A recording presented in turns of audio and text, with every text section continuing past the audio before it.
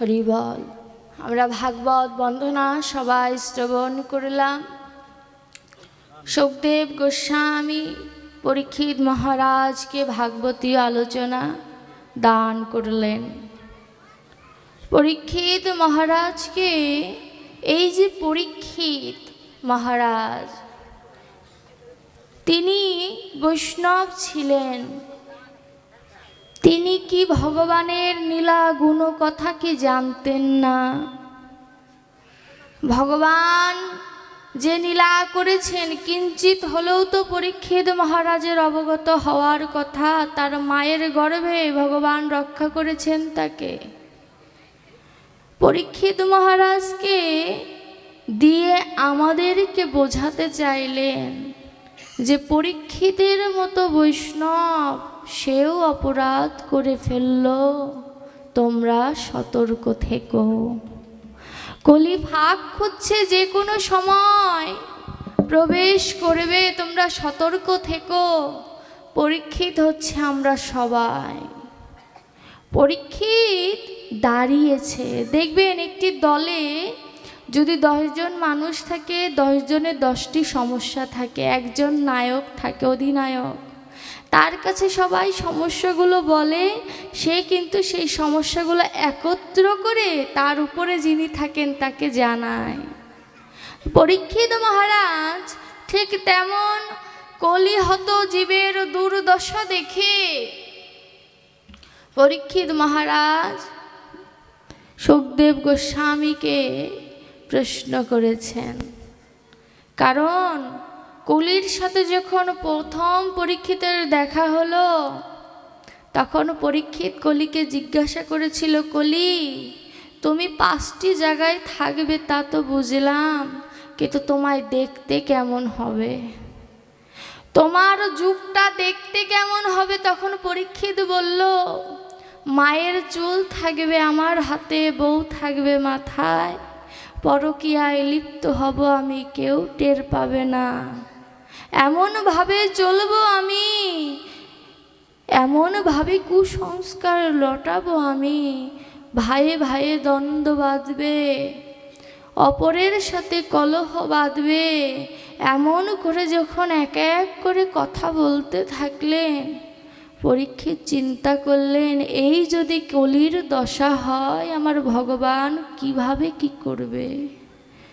আমার ভগবানের তো একটি জায়গা প্রয়োজন, যেই জায়গায় এসে আমার ভগবান লীলা করবেন। তাই পরীক্ষিত শাপগ্রস্ত হওয়ার পরে সুখদেব গোস্বামীকে জিজ্ঞাসা করেছিলেন, গুরুদেব, 7 দিন অন্তে আমার মৃত্যু, তাতে আমার কোনো দুঃখ নাই, কিন্তু আমি জীবনে এমন কোনো কর্ম করিনি যে আমি ভগবানকে বলতে পারবো যে হে দয়াময়, এই কর্মের কারণে তুমি আমাকে আরেকটি সুযোগ দাও। তাই আপনার কাছে আমার প্রশ্ন, মৃত্যুকালে আমার কি করণীয়? যে কর্ম করলে পরে অন্তত পক্ষে গোবিন্দ আমাকে আরেকটি সুযোগ দেবে। তখন সুখদেব গোস্বামী বললেন, অর্জুনের কথা বললেন যে তোমার পৌত্র অর্জুন ভগবানকে জিজ্ঞাসা করেছিলেন, যুদ্ধকালে আমার কি করণীয়? আর তুমি প্রশ্ন করলে মৃত্যুকালে তোমার কি করণীয়? তোমার প্রশ্নটা উত্তম। কেন জানো? কারণ অর্জুন জানতেন যে পক্ষে গোবিন্দ থাকে সেই পক্ষের মৃত্যু হবে না। এর জন্য অর্জুন জিজ্ঞাসা করেছেন, যুদ্ধক্ষেত্রে কি করণীয়? প্রশ্নটা তো এমনও হতে পারত যে যুদ্ধে তো আমার মৃত্যুও হতে পারে, আমার কি করণীয়? প্রশ্নটা কিন্তু এমন হয়নি। তাই সুখদেব গোস্বামী বলছে, তোমার প্রশ্নটা উত্তম। শোনো, জীবনে 2টি ক্ষেত্র থাকে, একটি হচ্ছে কর্মক্ষেত্র বা কুরুক্ষেত্র, আরেকটি হচ্ছে বৃন্দাবন। কুরুক্ষেত্র যতদিন বিশ্ব ব্রহ্মাণ্ড রয়েছে ততদিন চলবে। কেমন করে? এই যে ষড়রিপুর সাথে এবং 5টি কর্মান্দ্রিয়, 5টি জ্ঞানেন্দ্রিয়, এই যে 16টি শত্রুর সাথে যে লড়াই চলছে, যতদিন এই জীবন থাকবে ততদিন লড়াই চলবে। এই কুরুক্ষেত্রের যুদ্ধে কেউ যদি অর্জুনের ন্যায় ভগবানকে সামনে রেখে তার কর্মকে যদি অভিবাদন করে, যদি কর্মফল গোবিন্দকে সমর্পণ করে, তবে তার ওই কুরুক্ষেত্রের সার্থকতা। আর বৃন্দাবন দেখবেন, আমরা যদি কোনো কর্মে লিপ্ত থাকি, অবসর প্রাপ্ত হই, ওই অবসর প্রাপ্ত সময়ে কিন্তু আমাদের কোনো বাধ্যবাধকতা থাকে না। বলছে কুরুক্ষেত্রে যদি কেউ জয়লাভ করে, বৃন্দাবনে গেলে তার বাধ্যবাধকতা থাকে না। কেমন বাধ্যকতা থাকে না? তখন তো সে জয়লাভ করেই ফেলেছে, এখন তার চিন্তা হচ্ছে মুক্তি কবে পাবো। বার্ধক্য এলে যেমন আমরা আশায় থাকি, এই বুঝি প্রাণ চলে যায়, আর বোধহয় প্রিয় মানুষদের দেখা হবে না, সামনের বছর ভাগ্যে হয় কি না হয়, ঠিক তেমন কুরুক্ষেত্রে জয়লাভ করে যে বৃন্দাবনে প্রবেশ করতে পারে, তখন তার আর ইহ জগতের চিন্তা থাকে না। এই যে কুরুক্ষেত্র এবং বৃন্দাবন, সে তো বহু দূর, পাসপোর্ট ভিসা অর্থের প্রয়োজন। আমার তো অর্থ নাই, আমার শক্তিও নাই, চোখে কম দেখি, আমার কি গতি হবে? ভাগবত বলছে ভয় নাই। ওই বৃন্দাবন দর্শন করতে গেলে নয়ন প্রয়োজন, এই মানুষ নয়ন। আর আমার দেহ বৃন্দাবন দর্শন করার জন্য প্রয়োজন ভক্তি নয়ন। আমার এই দেহ বৃন্দাবনটা দর্শন করতে গেলে ভক্তির প্রয়োজন। ভক্তি বশং পুরুষম, বলছে আমার গোবিন্দ ভক্তিতেই বশ, তাকে অন্য কিছু দিয়ে বশ করা যায় না। ওই বৃন্দাবনে যাওয়ার জন্য ঐশ্বর্যের প্রয়োজন, অর্থাৎ টাকা পয়সার প্রয়োজন। আর এই দেহ বৃন্দাবনে যাওয়ার জন্য মাধুর্যের প্রয়োজন। মাধুর্য কোথায় পাব? আমি যে মাধুর্যের মাধ্যমে বৃন্দাবনে প্রবেশ করব, সেই মাধুর্যতে কোথায় লুকিয়ে রয়েছে? এই জগতে যেমন টাকা পয়সা ইনকাম করলে সেটা দিয়ে ভালো থাকা যায়, ঠিক তেমন কেউ যদি ভক্ত সঙ্গ করে তাদের চরণ ধুলি যদি সঞ্চয় করে রাখতে পারে, ওটাই মাধুর্য। আর ওই মাধুর্য যদি কেউ সঞ্চয় করতে পারে, তার পরপারের চিন্তা করতে হয় না। কারণ ওই চরণ ধুলির লোভ স্বয়ং গোবিন্দেরও রয়েছে। এর জন্য ভক্তের কোনো ভয় নাই, ভবপারে বৈতরণীর ঘাটে কোনো ভয় নাই ভক্তের। তা কুরুক্ষেত্রের যুদ্ধ জয়লাভ না করলে তার বৃন্দাবনে যাওয়া সম্ভব নয়। আমি বৃন্দাবনের মাধুর্যের কথা ঠিকই বললাম, কিন্তু কুরুক্ষেত্রে জয়লাভ করব কেমন করে? অর্জুন যখন যুদ্ধ করেছিলেন তখন তার অস্ত্র ছিল, আমার তো অস্ত্র নাই। তখন গোবিন্দ ছিলেন পরামর্শ দেওয়ার জন্য, কিন্তু আমার ভেতরে তো কোনো গোবিন্দ থাকলে কি হবে আমি তো অনুভব করতে পারছি না। গোবিন্দ আছে এটা সত্য, না থাকলে তো আমি থাকতে পারতাম না। কিন্তু আমার পরামর্শদাতা আমার কাছ থেকে লুকিয়ে আছে, কথাটা এমন নয়, আমি তার কাছ থেকে লুকিয়ে আছি।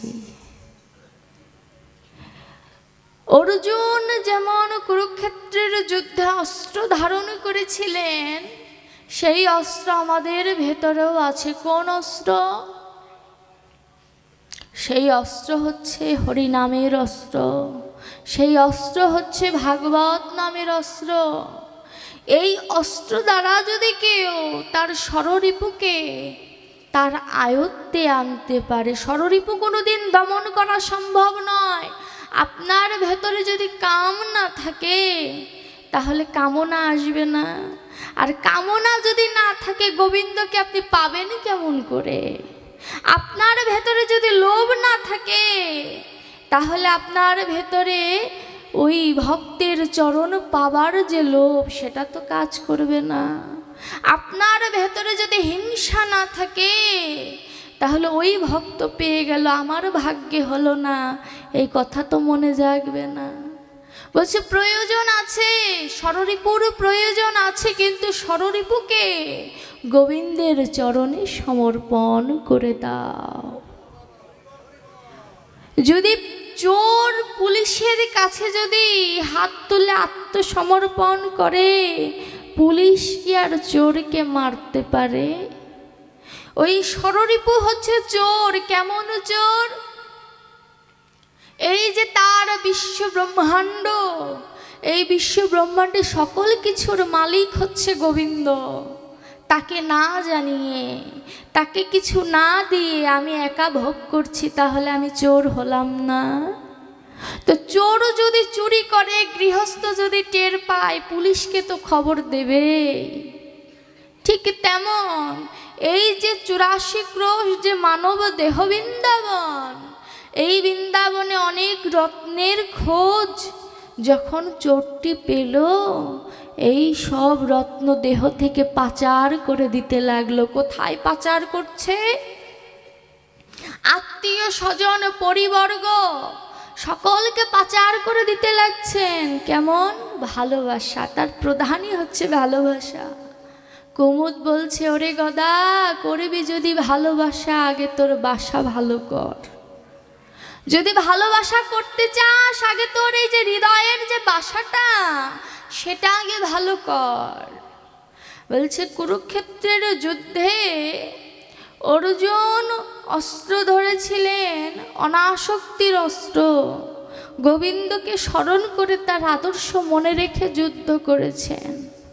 ঠিক তেমন আমরাও যদি গোবিন্দকে স্মরণ করে 5টি কর্মান্দ্রিয়, 5টি জ্ঞান ইন্দ্রিয়, 6টি রিপু এবং পূর্ণাঙ্গ দেহ যদি গোবিন্দের চরণে দান করে দিই, গোবিন্দকে গ্রহণ করবেন না? করবে। এটাই তার ধর্ম। কারণ তিনি বলেছেন ভাগবতে, দয়ালুং শরণং ব্রজেম। তার মতো দয়ালু এই পুরো ব্রজ ধামে নেই। তিনি যদি দয়ার সাগর হয়ে থাকেন তবে তার করুণাই তার স্বভাব। কিন্তু করুণা পেতে গেলে তার আশ্রয়ে তো যেতে হবে। এই আশ্রয়ে যাওয়াই তো হলো না। দেখুন, জগৎবন্ধু সুন্দরের কলম দিলেন, প্রভু তুমি রহো মোর আগে, জীবনের পুরো ভাগে তুমি যাও চলি, পদচিহ্ন ফেলি আমি যাই সেই দাগে। বলছে, হে প্রভু, হে দয়াময়, তুমি আমার আগে থাকো। আগে শুধু থাকলে হবে না, বলছে প্রভু তুমি রহো মোর আগে, জীবনের পুরো ভাগে, অর্থাৎ সম্পূর্ণ জীবন ঘিরে তুমি আমার আগে থাকো। তুমি পদচিহ্ন ফেলে যেই জায়গায় যাবে, আমি সেই পদচিহ্ন অনুসরণ করে তোমার পেছনে পেছনে যাব। আচ্ছা, গোবিন্দ যদি আমার সামনে থেকে চরণ চিহ্ন ফেলে ফেলে যায়, আমার কি কুপথে যাওয়ার কোনো সুযোগ আছে? কোনো সুযোগ নাই।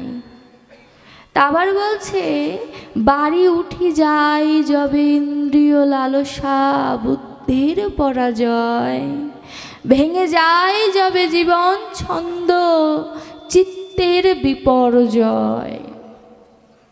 বলছে, যেদিন ইন্দ্রিয় লালসা যখন বেড়ে যায়, আমার ভোগবৃত্তি যখন বেড়ে যায়, ঊর্ধ্বগামী না হয়ে যখন ধীরে ধীরে নিম্নগামী হয়ে যায়, তখন চিত্তের বিপর্যয় ঘটে। আমরা অনেক সময় বলি চিত্ত আর মন একই বিষয়বস্তু। বলছে চিত্ত আর মন একই বিষয়বস্তু নয়। বিজ্ঞান কি বলে জানেন? শাস্ত্র তো বিজ্ঞানকে মেনে চলে। বিজ্ঞান বলছে মন বলে কোনো বস্তুই আমাদের দেহে নয়, মস্তিষ্কই হচ্ছে মন। মন বলে আলাদা কোনো ইন্দ্রিয় আমরা যে এখানে দেখা, এটা হচ্ছে হৃৎপিণ্ড। ওটাকে মন ভাবি, কিন্তু ওটা কিন্তু মন নয়।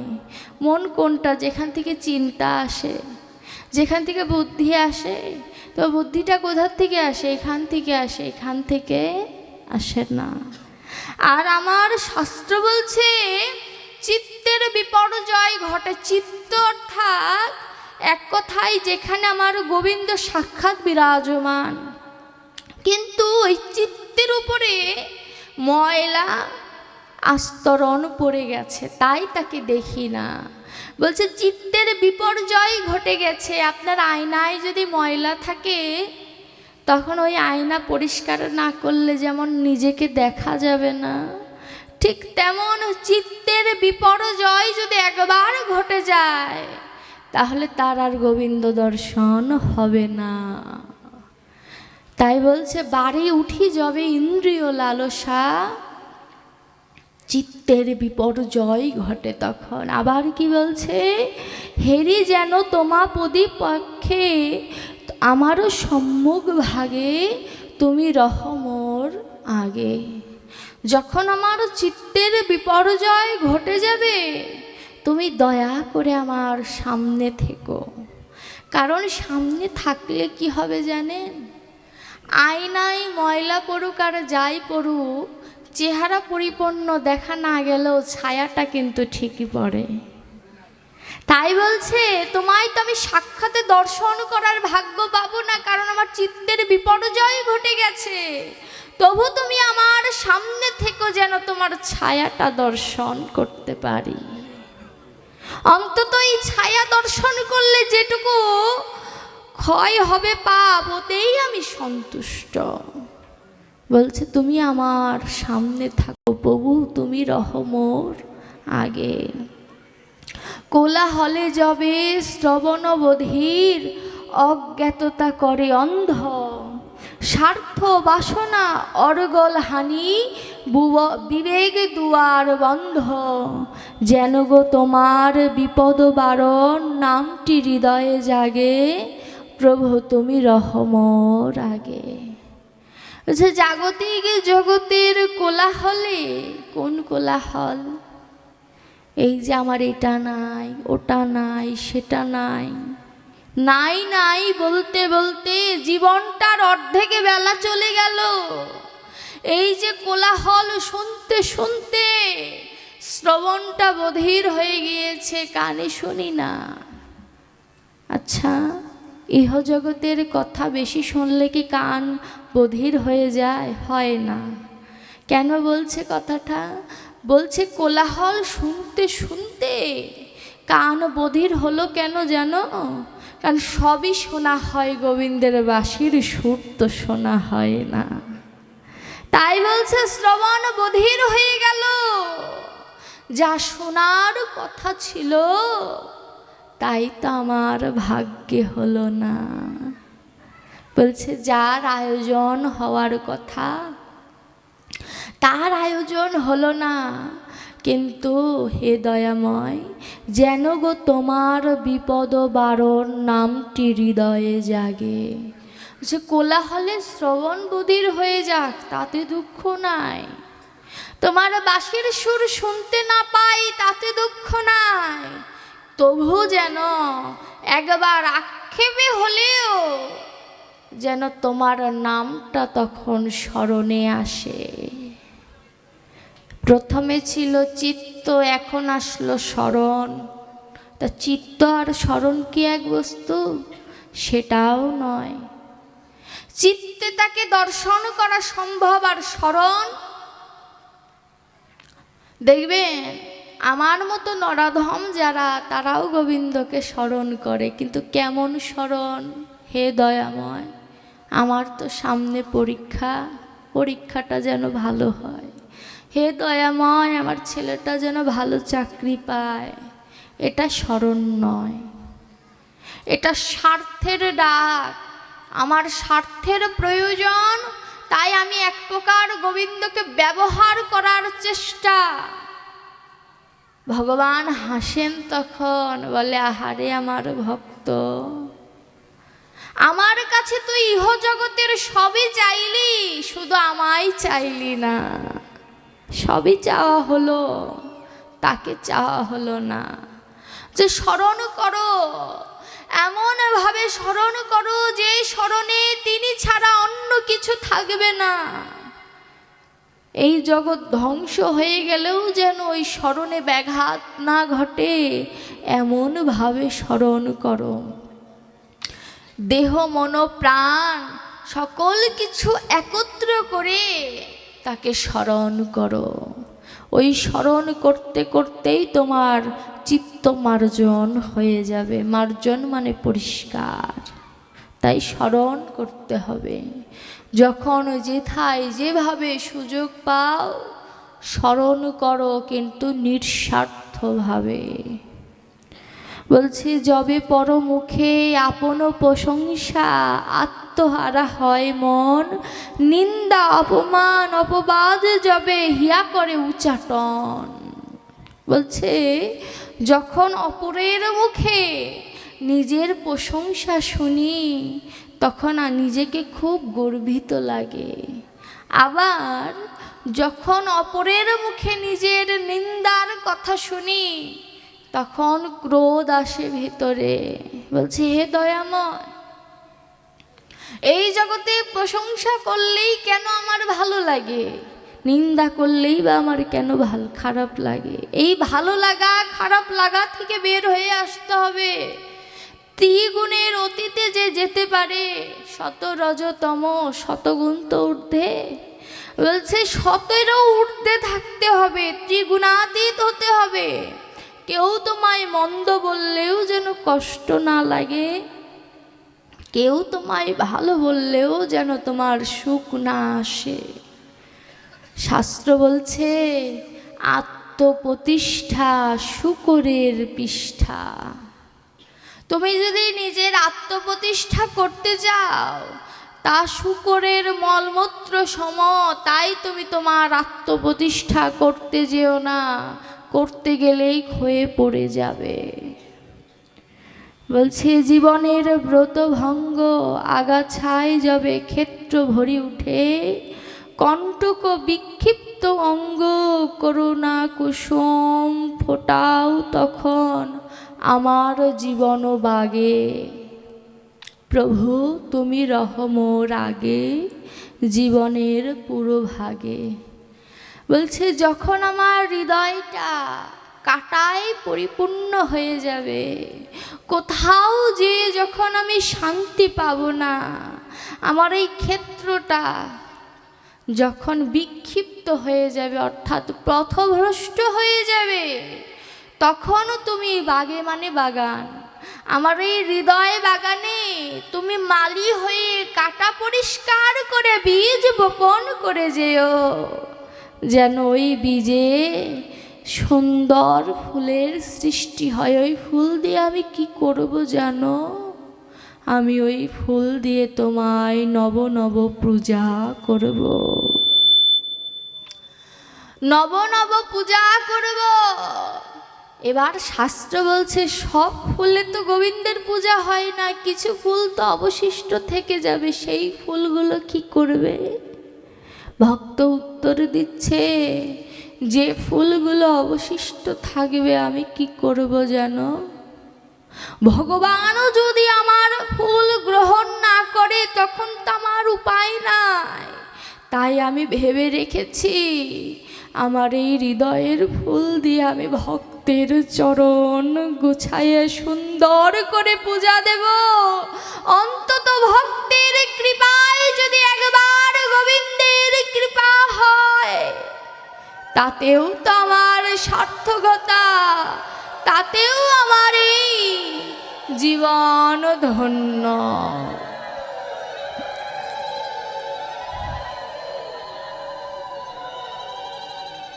বলছে ভক্ত যদি একবার আমাকে আশীর্বাদ করত, তবেও বোধহয় কিঞ্চিৎ স্বীকৃতি পেলেও পেতে পারতাম।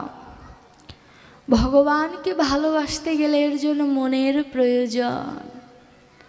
এই মন অর্থাৎ এই যে চিত্ত মার্জন করার মাধ্যমে মস্তিষ্ক যে আমাকে সাড়া দেবে যে একবার গোবিন্দের নাম স্মরণ করো, গোবিন্দ তোমার পরম বান্ধব, এই সাড়াটা যখন দেবে তখনই আমার সার্থকতা। ওমা তোমরা উলুধ্বনি দেবে, আমার তা সমস্যা নেই, আমার বরং উলুধ্বনি দিলে আমার ভালো লাগে। কেন জানো?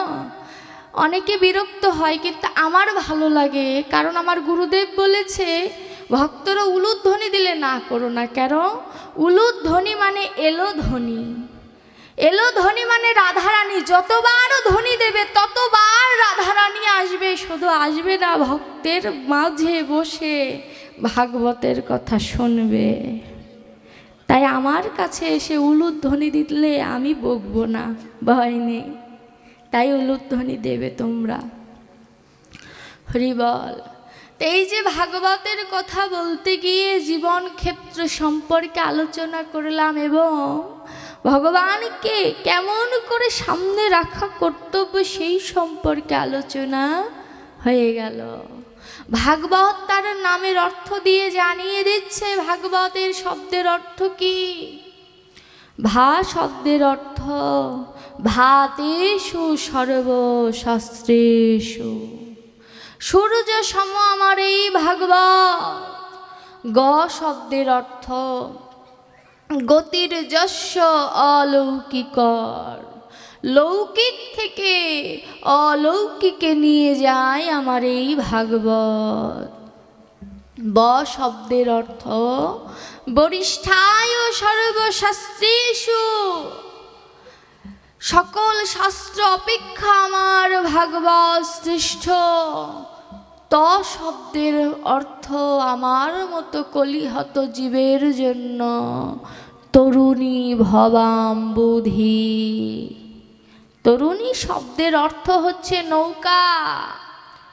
ভাগবত বলছে আমি এমন নৌকা, কেউ যদি আমাকে আশ্রয় করে তার স্বভাবটা যেমনই হোক, পাপী তাপী চণ্ডাল মেথর যেমনই হোক না কেন, কেউ যদি একবার এই ভাগবতকে আশ্রয় করতে পারে, ভাগবত কলম দিলেন যে আমি সাক্ষী রইলাম, বৈতরণীর ঘাটে যদি ভগবান না আসে, আমি তাকে সাধু সাধু বলে পার করে নিয়ে যাব। হরি বল।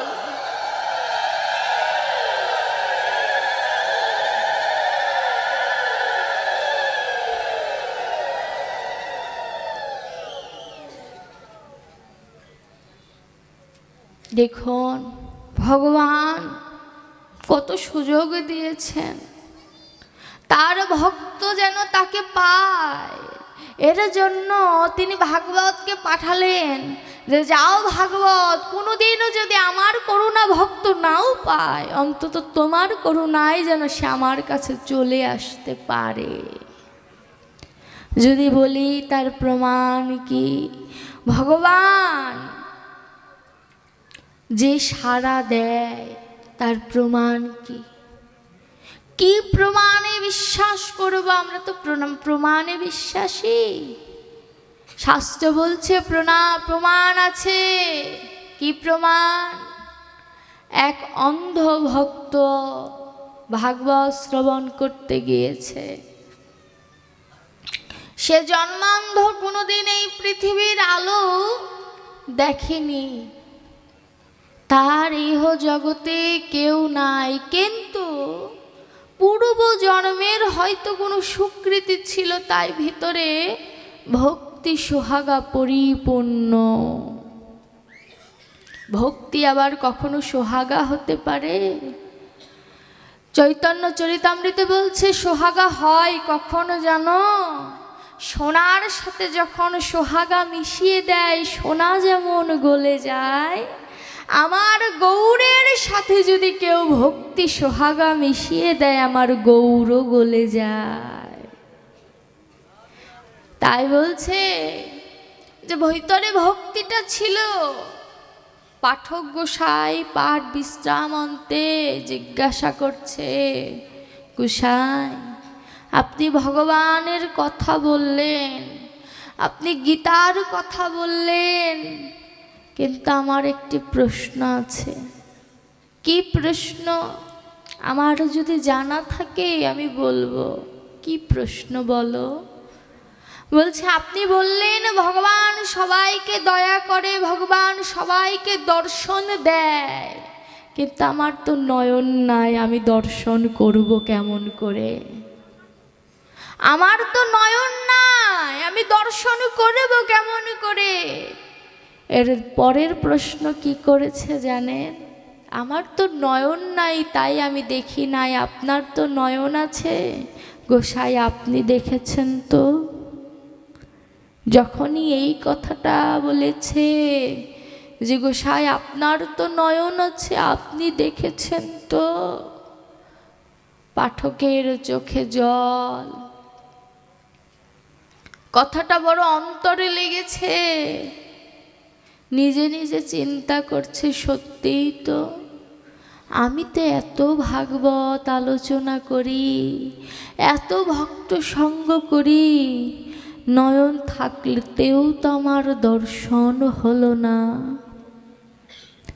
বড় চিন্তার কথা, কিন্তু ভাবনার কথা, ভক্তি জগতের কথা। নয়নে তার প্রেমাশ্রু। সেই অন্ধকে বলছে, ওরে অন্ধ, তোর তো ইহ জগতের চোখটা অন্ধ, আর আমার তো ভক্তি চোখটাই অন্ধ। যে ভক্তির চোখ না থাকলে আমার গোবিন্দ দর্শন হয় না। পাঠক কেঁদে ফেলেছে।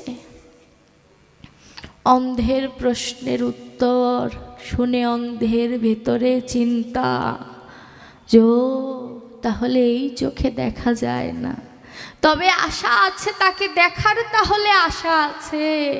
পাঠকের ভেতরে একটু স্বস্তির ফিরল। পাঠকের কথা শুনে অন্ধ ব্যক্তি তার ঘরে লাঠি নিয়ে চলে যাচ্ছে, আর মনে মনে ভাবছে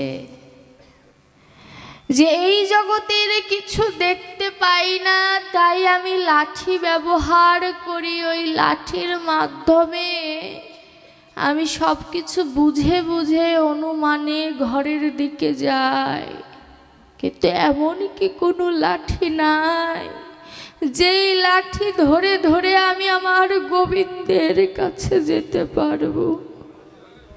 যে লাঠি সঙ্গ স্পর্শ পেলে আমার এই জগতের সকল কামনা বাসনা সকল কিছু দূরীভূত হয়ে যাবে, এমন কোনো লাঠি নাই।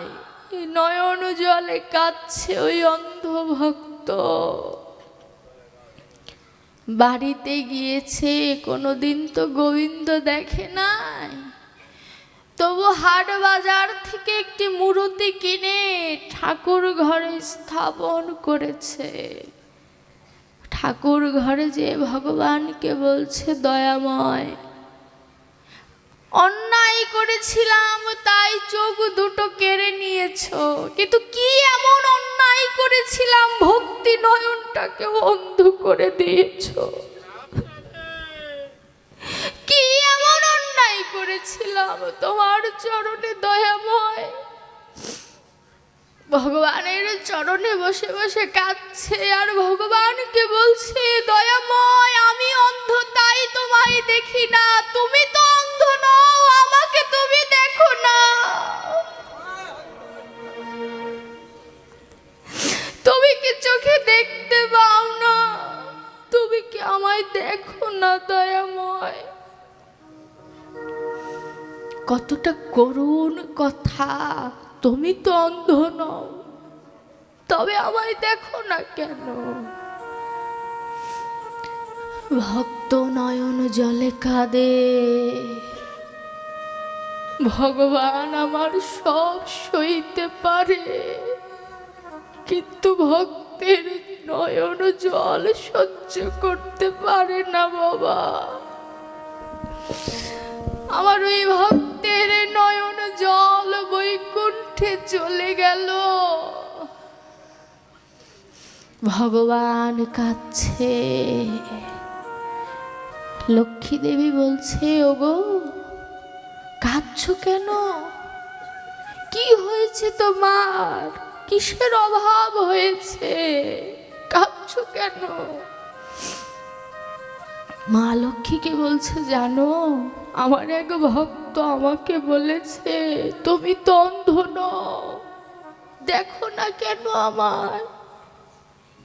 ও যে কত বড় আঘাত দিল আমায়, ও তো বুঝলো না। সন্তানকে কি আর পিতা না দেখে থাকতে পারে?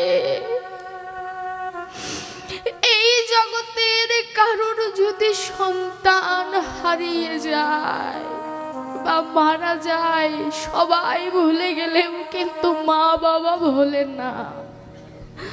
আর তিনি তো এই জগতের সবার পিতা গো।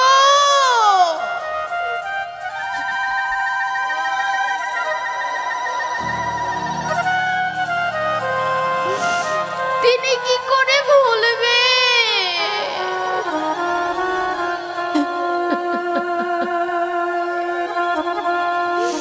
হে দয়াময়। ভক্ত কেঁদে বলে, এই বিশ্ব ব্রহ্মাণ্ড খুঁজে দেখো, আমার মতো পতিত পাবে না।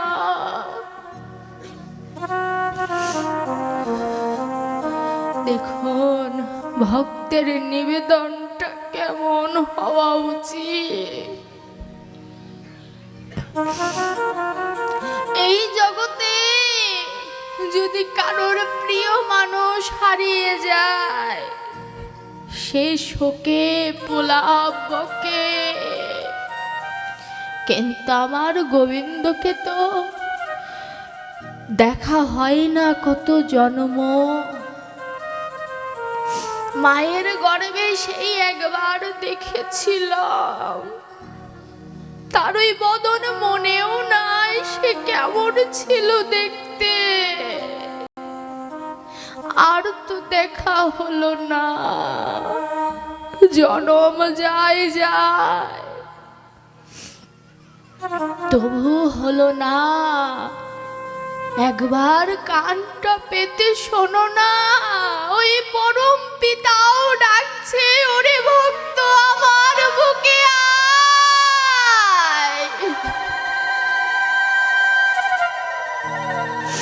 একবার আমার বুকে আয়, তোকে একটু প্রেমালিঙ্গন করি। আহারে যদি সোনার মতো কানটা থাকতো, ওই মধুর বদনের কণ্ঠ তো শুনতে পেতাম। ভাগ্যে হলো না। হে ভক্ত, আমার ভাগ্যে কবে হবে? কোনদিন ভক্তের চরণ ধুলি অঙ্গে মাখলাম না, কোনদিন হৃদয়ে বেদনা জাগলো না যে ভগবানকে পেতে হবে। কোনদিন হৃদয়ে আশা জাগলো না, যাকে কোনদিন দেখি না তার নামটা এত সুন্দর, যে কোনদিন না দেখে এত সুন্দর বিগ্রহ আঁকতে পারে। আমার গোবিন্দ না জানি বাস্তবে কত সুন্দর, যার এক কোন রূপের আলো বিশ্ব ব্রহ্মাণ্ড ডুবিয়ে ফেলে। সেই রূপ তো আমার দেখা হলো না।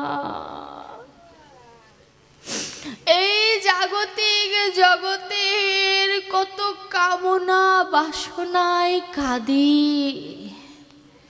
তার জন্য কাঁদা হলো না। ওই অন্ধ ভক্ত ভগবানের চরণে কাঁদছে, কাঁদতে কাঁদতে শুনতে পেল ঘরের পাশ দিয়ে ভক্ত যায় আর বলছে আমি বৃন্দাবনে যাব, বৃন্দাবনে গেলে গোবিন্দ পাওয়া যায়। ওই অন্ধ ভক্ত বলছে দাঁড়াও গো পথিক, দাঁড়াও, কোথায় যাও? কোথায় গেলে গোবিন্দ পাবো বললে? কোথায় যাও? দাঁড়াও। বলছে বৃন্দাবনে গেলেই গোবিন্দ পাওয়া যায়। বলছে ও গো, বৃন্দাবন তো বহুদূর। বলছে না গো, আজ দূরের মানুষ কাছের হয়েছে, শুধু তার সন্তানদের পাওয়ার আশায়। আর কষ্ট করে বৃন্দাবনে যেতে হবে না, আমার ওই বৃন্দাবনের পরম আনন্দ এই নব বৃন্দাবনে আছে। অন্ধ বলছে আমায় তোমরা নিয়ে যাবে গো, আমি তো পথ চিনি না। ভক্ত যদি আমায় একটু দয়া করে, ওই বৃন্দাবনে যাওয়ার ভাগ্য হলেও হতে পারে, আমায় নিয়ে যাবে। ওই পথিক আর কেউ নয় গো, স্বয়ং আমার গোবিন্দ পথিক হয়ে এসেছে। ভগবান ভক্তকে পরীক্ষা করার জন্য বলছে তুমি বৃন্দাবনে যেয়ে কি করবে? কেন? বৃন্দাবনে যেহেতু কীর্তন হবে, আমার গোবিন্দকে তো সুন্দর করে সাজিয়েছে, কত ভক্ত এসেছে, সেটাই দর্শন করব। পথিক হেসে বলছে বড্ড হাসালে গো অন্ধ, তুমি গোবিন্দ দেখবে কেমন করে? তুমি তো চোখেই দেখো না। অন্ধ বলছে আজ আমিও দেখব মন্দিরে গেলে আমার জ্যোতি আসে কিনা। ভগবান বলেছে যেহেতু বৃন্দাবনে তাকে পাওয়া যায়, তারই রূপের ছটায় যদি আমার এই অন্ধ ভাব কেটে না যায়, তবে সে কিসের ভগবান? যদি ভগবানের ছটায় যদি আমার ভেতরের অভক্তি না কাটে, যদি আমার নয়ন উন্মিলন না হয়, সে তো ভগবান নয়। আমার ভগবান আজ পথিক হয়ে দাঁড়িয়ে রয়েছে, ভক্তের কথা শুনে নয়ন জলে কাঁদে। নিজে থেকে ধরা না দিলে তার ভক্ত ধরতে পারে না। তিনি যে প্রয়াস লভ্য নয় গো, তিনি প্রসাদ লভ্য। তাকে কেউ বাঁধতে পারে না যদি নিজে থেকে উনি বন্ধন আবদ্ধ না হয়। আজ আমার ভগবান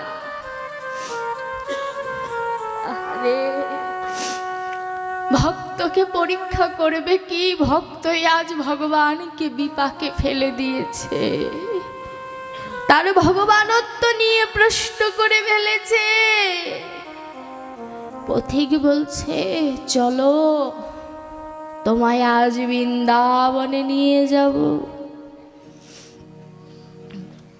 পথে হাঁটার সময় অন্ধ ব্যক্তির ভাবটা কেমন জানে? পরম আনন্দময় যখন কারোর হাত ধরে রাস্তা চেনায়, তার ভেতরে কি আর অনুভব হবে না এটা হতে পারে? আজ আমার গোবিন্দ ভক্তকে নিয়ে যাচ্ছে। অন্ধের ভেতরের ভাবনাটা কেমন? অন্ধ মনে মনে আশা করেছিল যে ভক্তির জগতে যাবে, যদি একটা লাঠি পেত। এই আশাটা পূরণ হয়ে গিয়েছে, আমার ভগবান ভক্তের লাঠি হয়ে গিয়েছে। হে দয়াময়, তুমি তো অন্ধের লাঠি হয়ে গেলে, কিন্তু আমার মন তো অন্ধের কি হবে একবার তো ভাবলে না। অন্ধ নয়ন জলে কাঁদছে কেন জানো? আজ সে নববৃন্দাবনে যাবে, ভক্তদের কাছে যাবে। এতদিন তার কেউ বান্ধব ছিল না, ওই বৃন্দাবনে নিয়ে যাওয়ার জন্য কেউ ছিল না গো। অন্ধ পড়ে টরে যাবে, মরে যাবে, ওকে নিয়ে যাওয়া যাবে না। এমন বান্ধবী তার হয়েছে যে কিনা জগতের পরম বান্ধব, যাকে সবাই পাওয়ার জন্য দুবাহু তুলে কাঁদে গো। সেই গোবিন্দ আজ ভক্তের কাছে পথিক হয়ে এসেছে। অন্ধ পথিককে বলছে, ও পথিক, তোমার হাত দুটো বড় নরম গো, তোমার হাত ধরে কি মনে হচ্ছে জানো? আমার মনে হচ্ছে আমি বৃন্দাবনে না গো, আমি যেন স্বয়ং বৈকুণ্ঠে সশরীরে চলে যাচ্ছি। আহারে, অনুভূতিটা কেমন! এই অনুভূতি হবে না কেন? স্বয়ং বৈকুণ্ঠপতি চলে এসেছে তার কাছে, অনুভব তো তারও হবে গো। পথিককে বলছে, আজ যেমন তুমি এসেছো না, আমায় প্রতিদিন এমন করে মন্দিরে নিয়ে যেও তুমি। বলছে, তুমি যাবে? আমি আসলে তুমি প্রতিদিন যাবে? বলছে, কেউ তো আমায় নেয় না জানো, আমি অন্ধ বলে সবাই আমায় ত্যাগ করেছে। ওই সবার মধ্যে জানো, আমি যার কাছে এখনো যাচ্ছি না, সেও আমায় ত্যাগ করে দিয়েছে। ওই গোবিন্দ আমায় ত্যাগ করে দিয়েছে। ত্যাগ যদি নাই করবে তবে কি সে আমার কাছে আসতো না? ভগবান নয়ন জলে কেঁদে বলছে, ওরে ভক্ত, ভক্তকে কোনোদিন ভগবান ছাড়ে না। আমি এসেছি, আমি এসেছি রে, কিন্তু আমি এখন তোর কাছে ধরা দেব না। তোর ভক্তিটা কেমন প্রকৃতি এটা অনুভব করার জন্যই আমি আর ধরা দেব না। এখন বৃন্দাবনে গিয়েছে, ভগবানের সামনে দাঁড়িয়েছে। ভগবানের সামনে দাঁড়িয়ে নয়ন জলে কাঁদছে, বলছে, হে দয়াময়, আমি শুনেছি পাঠে তোমার এক কোন রূপের আলো ত্রিভুবন ডুবিয়ে দেয়। সেখানে তো আমার এই চোখ দুটো অতীব সামান্য, তুমি একবার দর্শন দাও। ও, কেন দর্শন দেবে? তুমি তো ভক্তাধীন ভগবান, আমি তো ভক্ত নই। তুমি বলেছো তুমি ভক্তের ভগবান, তুমি বলনি তো যে তুমি অধমেরও ভগবান, পাপিষ্ঠেরও ভগবান, বলো নাই তো। আমি তো অধম, কোনো জ্ঞান বিচার আমার ভেতরে তো নাই, তাই আমায় গ্রহণ করবে না। শোনো, তোমায় বলছি, শোনো শোনো, আমি ভাগবতে শুনেছি, ব্রহ্মা যখন তোমার চরণে অপরাধ করেছিল, ব্রহ্মা তোমার কাছে ক্ষমা চাওয়ার সময় বলেছিল, জোনাকি রাতের বেলায় আলো দেয়, সে সূর্য কোনোদিন দেখে নাই। জোনাকি যদি অহংকারে বলে ফেলে আমি পৃথিবী আলো দেই, এতে সে অপরাধী কিন্তু ক্ষমার যোগ্য। কেন জানো? সে তো সূর্য দেখে নাই। আমি অপরাধী কথা সত্য, কিন্তু আমি তো তোমায় দর্শন করি নাই। তোমার মতো যদি এই পরম ব্রহ্মকে যদি আমি দর্শন করতাম, আমি কি মায়া সূর্যের পেছনে ছুটতাম? তাই তো আমি অপরাধী, কিন্তু তোমার কাছে আমি ক্ষমার যোগ্য। দেখুন, ভাগবত শুনলে ভগবানকে ঠেকিয়ে দেওয়া যায়, কারণ ভাগবতে লেখা আছে ভগবানের কাছে ক্ষমা চাইতে হয় কিভাবে। ভগবান তো পাশেই দাঁড়িয়ে আছে, সবই শুনছে, তবু ধরা দেয় না। পূর্ণাঙ্গ আত্মনিবেদন যে হয়নি। বলছে, হে দয়াময়, তবু কৃপা করবে না? শোনো, আমি অপরাধী হতে পারি, কিন্তু তুমি গীতায় বলেছ পিতাহ হমর্ষ জগত মাতা ধাতা পিতামহ। তুমি জগতের পিতা, তুমি জগতের মাতা, তুমি জগতের পিতামহ। তুমি যদি সকল কিছু হয়ে থাকো, আমি তো তোমার সন্তান। সন্তান হাজার অপরাধ করলেও তো মা বাবা তাকে দূরে ঠেলে দেয় না গো। তুমি কেমন পিতা যে আমায় ত্যাগ করেছো? না, তুমি পিতা হতে পারোনি। পিতা হলে তো আমায় গ্রহণ করতে গো। একবার চোখটা বন্ধ করে অনুভব করুন মা, কত হৃদয় বিদারক কথা বলছো দয়াময়। তুমি বোধহয় চোখ বন্ধ করে আছো, তাই আমায় দেখো না। কারণ চোখ যদি তোমার খোলা থাকতো, আমি যে তোমার সামনে দাঁড়িয়ে এত কাঁদছি, তুমি তো দেখতে পেতে গো। তুমি কি দেখো না? তুমি কি দেখো না? তোমায় দুবাহু তুলে বলছি, হা কৃষ্ণ দয়া করো।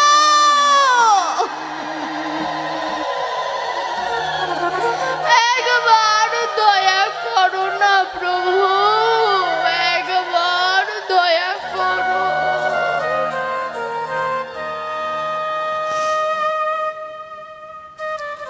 তোমার দয়া কি হবে না? এই দেহ তো তোমার, তোমার সমর্পিত দেহ, তোমাকেই তো সমর্পণ করতে হবে। তুমি ছাড়া বলো দয়াময়, কোথায় যাব?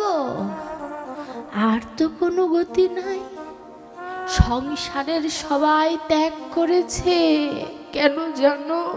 তাদেরকে আমি কিছু দিতে পারি না। অন্ধ বলে তারা ত্যাগ করেছে। তুমিও যদি আমায় অন্ধ বলে ত্যাগ করো, তাহলে মায়ার সংসার আর তোমার মধ্যে পার্থক্যটা কোথায় রইল বলো আমায়? তারাও ত্যাগ করেছে আমার চোখের জন্য, তুমিও ত্যাগ করছো ভক্তি চোখের জন্য। পার্থক্য তো রইল না। তার মানে তোমার ভেতরেও কামনা আছে, ভক্তের হৃদয় পাবার কামনা আছে তোমার ভেতরে। ভগবানকে ভক্ত প্রশ্ন করছে, আর আমার ভগবান ঠিক যেন কাঙালের মতো বসে বসে নয়ন জলে ভক্তের কথা শুনে কাঁদে। বলছো, রে ভক্ত, আমায় তো সারা জীবন তোরা প্রশ্ন করেই গেলি, একবারও জিজ্ঞাসা করলি না আমি কেমন আছি, আমি তোদের ছাড়া ভালো আছি কিনা একবারও প্রশ্ন করলি না? ঠাকুর ঘরে যেয়ে তোরা কত কিছু চাস, কত অভিযোগ দিস, ভালো নাই প্রভু একটু দয়া করো। আমি আর তোদের কাছে বলতে পারলাম না, ওরে ভক্ত একটু দয়া করে তোর মনটা আমায় দে। ওই মন ছাড়া তো আর তোর কাছে কিছু চাইনি রে। ভক্তর যেমন কাঁদে আমার ভগবানও তেমন করে কাঁদে। ভক্ত আত্মনিবেদনের শেষ পর্যায়ে এসে যখন বলল, হে প্রভু, তুমি যখন কৃপা করবেই না, ঠিক করেছ, আমি আমার এই দেহ আর রাখবো না। যে দেহে গোবিন্দ পাওয়া যায় না, সেই দেহের এই শ্বাস প্রশ্বাস নেওয়ার অধিকার নাই। যে দেহে গোবিন্দের ভজন হলো না, যে দেহে গোবিন্দকে দর্শন হলো না, সেই দেহ নিয়ে আমি বেঁচে থাকতে চাই না। আমায় তুমি যেহেতু গ্রহণ করবেই না সিদ্ধান্ত নিয়েছো, আমি তোমার মন্দিরে আমার দেহটা ত্যাগ করব। জগৎবাসীও দেখুক যে ভক্তাধীন ভগবান হলেও সে পাপীর ভগবান নয়। জগৎবাসীও একটু দেখুক যার ভেতরে এত ভক্তি, তারপরেও সে নিজেকে পাপী বলছে, আর আমার মতো অধমের তো কোনো ভক্তি নাই। কোনোদিন নয়ন জলে নিঃস্বার্থভাবে গোবিন্দকে ডাকতে পারলাম না গো।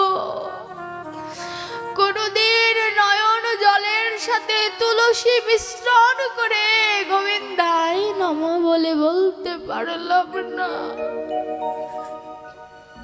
তা তো পারলামই না, এই নিজের দেহটাকেও তুলসী পত্র করে তার দেহে দেওয়াটাও হলো না। কত রকমের সাজসজ্জা সাজিয়ে, কত রকমের রন্ধন করে গোবিন্দকে দে।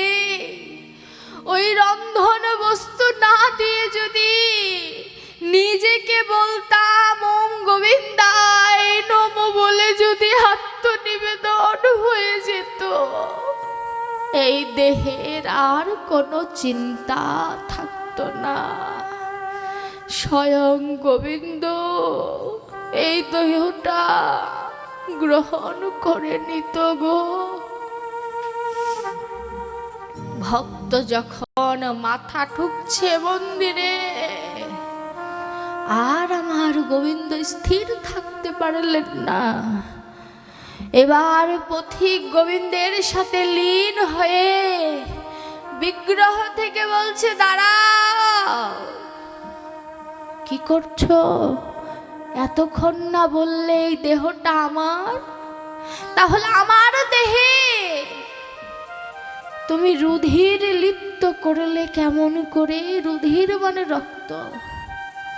বলছে এই দেহটা তুমি এতক্ষণ বললে আমার দেহ, তোমার এত বড় স্পর্ধা, তুমি আমার দেহটাকে রক্তাক্ত করে ফেললে। যখনই কথা বলেছে, ভগবান তো কৃপা করবেন বলে এবার ভগবান হয়ে দাঁড়িয়েছেন। ভক্ত মাথাটা তুলেই দেখে ভগবানের ওই ভোলানো রূপ। বলছে, দয়াময়, এতক্ষণে তোমার কৃপা হলো।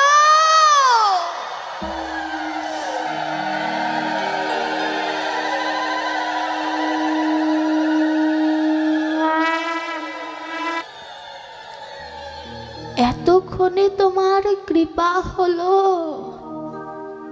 ভগবানের ওই রূপ মাধুর্য দেখছে। কুঞ্চিত চুল মানে কোকড়ানো চুল, হাতে বাঁশি,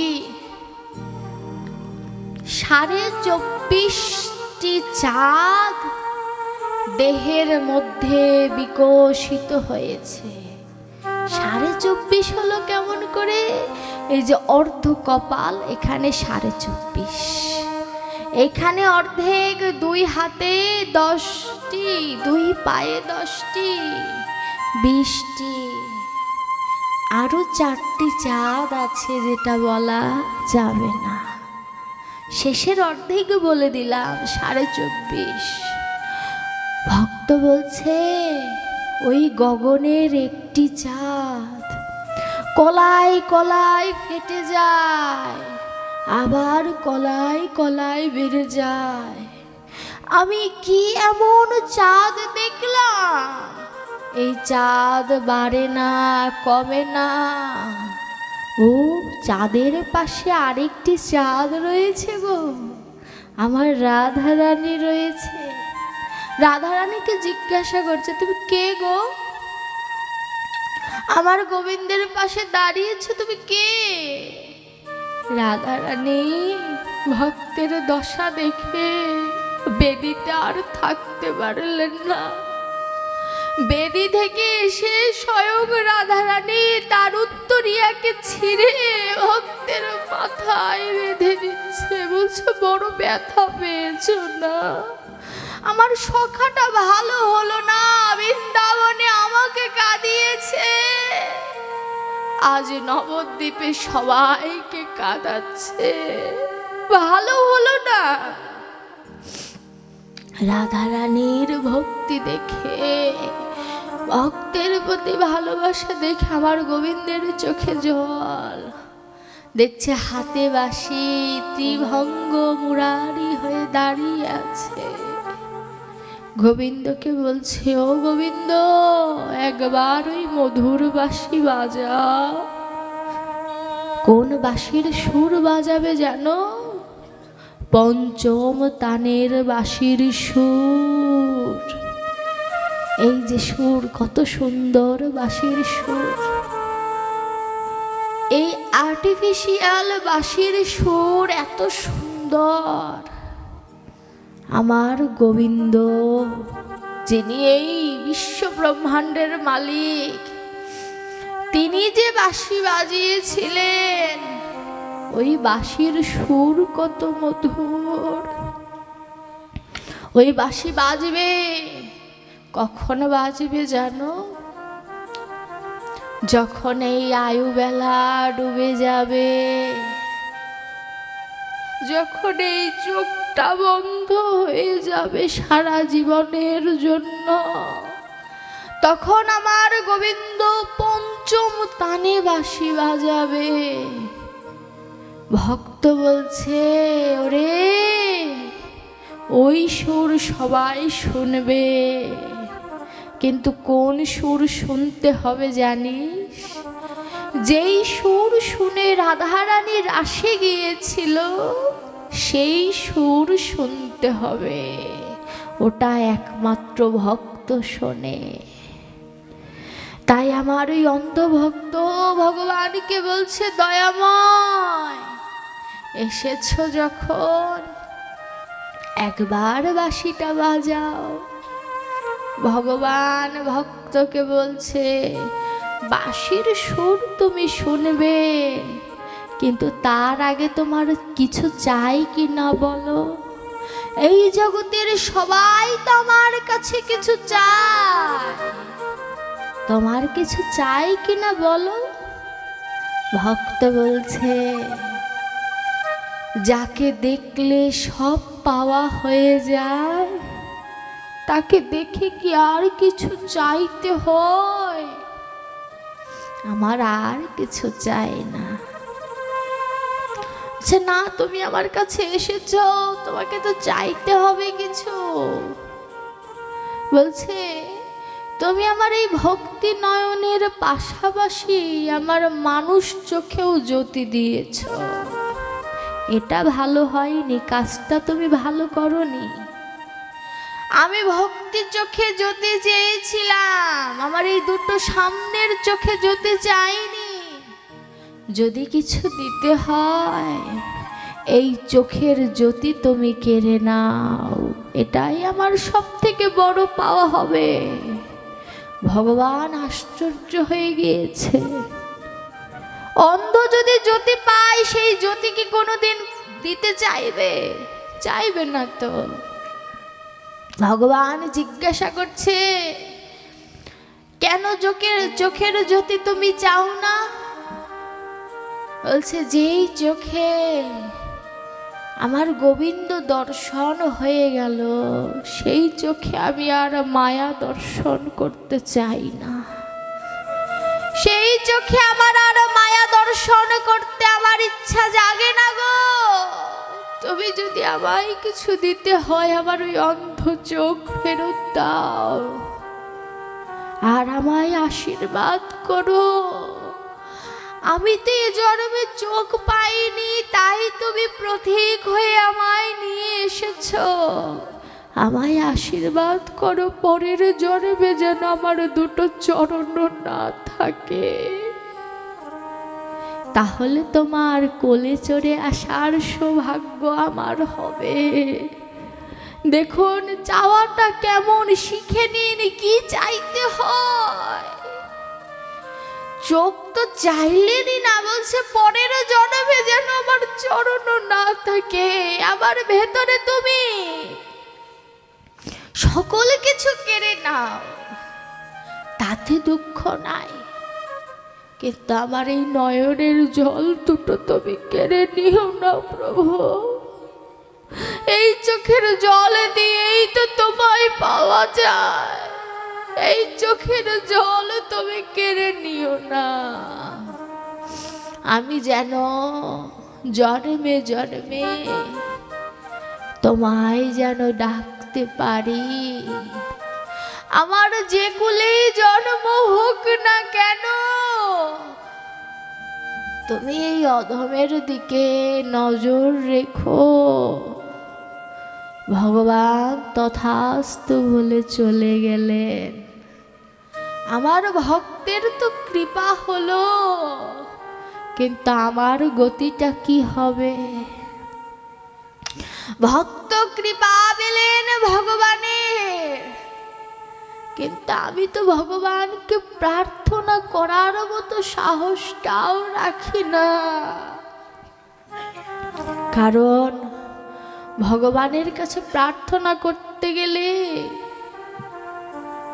নত হতে হয়, কিন্তু এই নত স্বভাব তো আমার ভেতরে নাই। হে ভক্তগণ, আমার ভগবান চাই না। ভক্ত তো ভগবানকে চাইলো, সে ভক্ত, তাই ভগবানকে পাওয়ার তার অধিকার আছে, তাই চেয়েছে। আমি ভক্ত নই। আমার চাওয়াটা কি জানেন?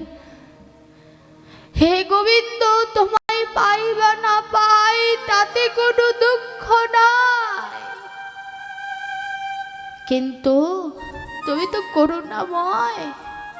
তুমি আমায় যে কুলে জন্ম দাও না কেন, এই ভক্ত সঙ্গ ছাড়া আমায় করো না। আমার মস্তক যেন ভক্তের চরণে সর্বদা নিয়োজিত থাকে। আমি ভক্তের চরণ ধুলি মাথায় মাখতে পারি। ওই চরণ ধুলিতে একমাত্র সম্বল গো, আর কোনো সম্বল নাই। এই জগতে সবাই ছেড়ে যাবে গো মা, আজ না হোক কাল সবাই ছেড়ে যাবে। কত প্রিয় মানুষ হারিয়ে গিয়েছে, তাদের কথা কি আমরা মনে রাখি গো? 1 মাস 2 মাস 3 মাস, তারপরে তার কথা মাঝে মাঝে মনে পড়ে, একটা সময় তাও মনে পড়ে না। দেখুন, প্রিয় মানুষ হারালে যে কষ্টটা যারা হারিয়েছে তারা জানে। যেমন আমি হারিয়েছি আমার দিদাকে জানুয়ারি মাসের 9 তারিখে।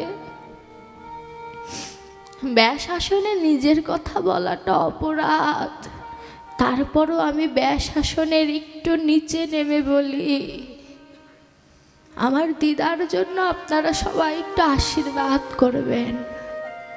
তার বড় আশা ছিল যে এই বছর আপনাদের চরণ ধোলা সে পাবে, তার বড় আশা ছিল। আমি শুধু বলতাম, মাদারীপুরে অনেক ভক্ত হয় আমার পাঠে, কত সুন্দর করে তারা শোনে। আর ভাগ্যে হলো না, চলে গেল। ভগবান ডাক দিয়েছে, চলে গিয়েছে। 2 দিন আগেও বলল তুই আসবি না আমায় দেখতে, হলো না। জীবিত মুখটা আমার ভাগ্যে হয়নি। আমার মা আগের দিন গিয়েছিল, সে দেখেছে, আমার ভাগ্যে হয়নি। যে চলে যায় সে জানিয়ে দেয়, ওরে আমি চলে গিয়েছি, কাল তোর পালা, প্রস্তুতি নে, যে কোনো সময় ডাক আসবে, চলে যেতে হবে। মহানামব্রতজি বললেন না, এই জীবনটা একটি বিশ্রামাগার, ওয়েটিং রুম। ট্রেনের টিকিট কেটেছি, ট্রেন আসতে 2 ঘন্টা দেরি হবে। কোথায় বসবো? ওই যে দেখা যায় ওয়েটিং রুম, কাউকে চিনি না। যাওয়ার পরে একজন জিজ্ঞাসা করলো আপনার বাড়ি কই? আমি উত্তর দিয়ে তাকে জিজ্ঞাসা করলাম। কথা বলতে বলতে কুটুম্বিতা হয়ে গেল, এই বিশ্রামাগারটা কোনটা? এই সংসার হচ্ছে সেই বিশ্রামাগার। একটি শিশু যখন জন্ম নেয় কাউকে তো সে চেনে না, তবু সে মা ডাক শেখে, বাবা ডাক শেখে, আত্মীয় পরিজনের সাথে তার কুটুম্বিতা হয়ে যায়। দেখতে দেখতে 2 ঘন্টা সময় পার হয়ে গেল, কোথা দিয়ে টেরও পেল না। হুইসেল দিয়ে জানিয়ে দিল 5 মিনিটের মধ্যে ট্রেন চলে আসবে, সবাই প্রস্তুত হও। টিকিট অনুযায়ী যার যার কামরায় যে বসো। আর থাকলো না কারোর সাথে কুটুম্বিতা। দাদা ভালো থাকবেন, আপনি আপনার টিকিট অনুযায়ী কামরায় বসুন, আমি আমার টিকিট অনুযায়ী কামরায় বসি। এই ভব সংসারটা ঠিক তেমন, যখন মৃত্যুর হুইসেল দিয়ে দেবে আর থাকার উপায় নাই গো, চলে যেতে হবে। কেউ থাকতে পারবে না। জন্ম নিলে তাকে মৃত্যুর স্বাদ গ্রহণ করতেই হবে, হবে না? এই সংসারে থাকা হবে না। ভক্তমাল গ্রন্থের পরিমিতি বাইকে দিয়ে একটু উদাহরণ দিলেন। বাবা তার রাজা রাজপণ্ডিত, কৃষ্ণ ভজন করে তিনি। সংসারে তার ভক্ত আসে দিবানিশি। আমার পরিমিতি মাতাজি ভক্ত দেখে দেখে বড় হয়েছে। বাবাকে প্রশ্ন করলেন, ও বাবা, ভক্ত সঙ্গ করলে কি হয়? তোমায় তো দেখি দিবানিশি ভক্ত সঙ্গ করছো, কি হয় ভক্ত সঙ্গ করলে? বাবা বললেন, ভক্ত সঙ্গ করলে গোবিন্দকে পাওয়া যায়। গোবিন্দকে বাবা মন্দিরে দেখিয়ে দিলেন, ওটাই গোবিন্দ। বাবা ভারী সুন্দর তো দেখতে। বাবা কথা বলে না কেন? বাবা বললেন, ওরে কেউ যদি ওনার সাথে ভাব জমাতে পারে, গোবিন্দ যে শুধু একমাত্র তার সাথেই কথা বলে, সবার সাথে কথা বলে না রে। ও ভাব জমাতে হবে, শিশু তো, ঠিক আছে। ভাব জমাতে গেলে কি করতে হবে? বাবা বলছে, নিত্য নিত্য রন্ধন করে খেতে দিতে হবে, সারাদিন তার নাম করতে হবে, তাকে নয়ন ভরে দর্শন করতে হবে। যেদিন নয়নে জল আসবে বুঝবি, সেদিন তার সাথে দেখা হওয়ার কিঞ্চিত সুযোগ হলেও হতে পারে।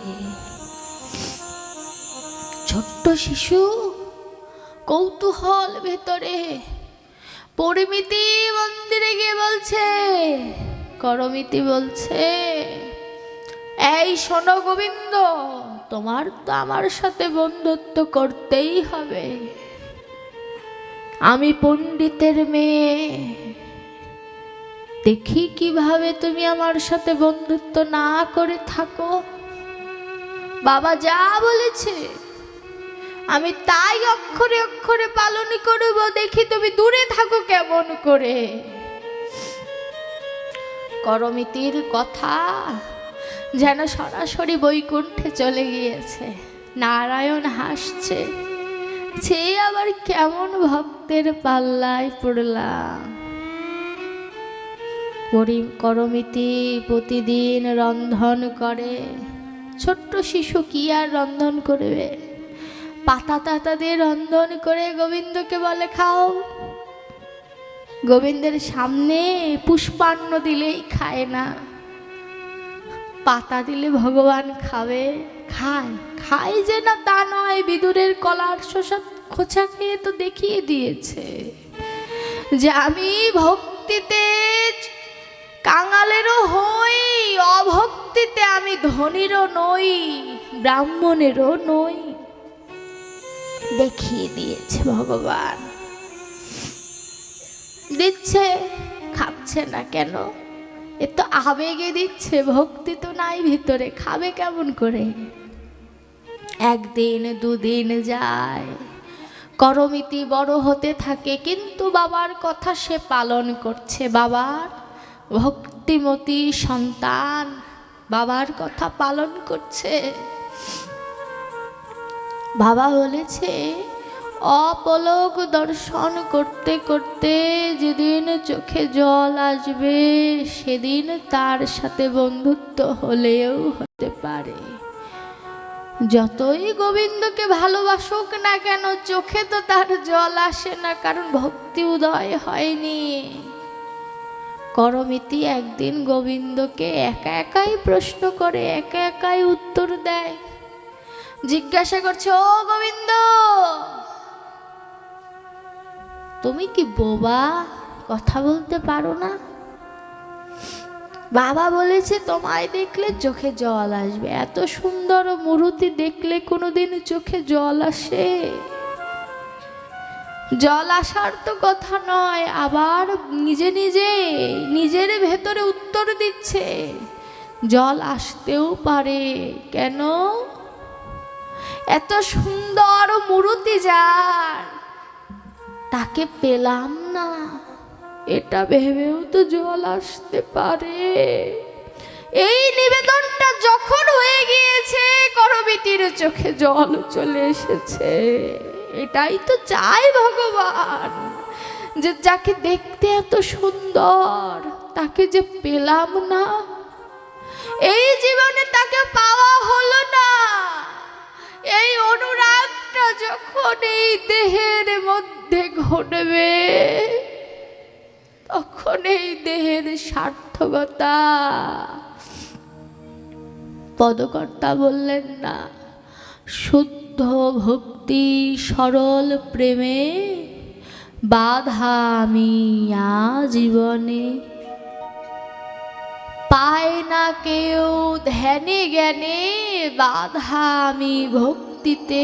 ওরে মন, যদি পেতে চাস, ভক্তিতে বশ করতে চাস, ভক্তি তৈরি কর আগে ভেতরে।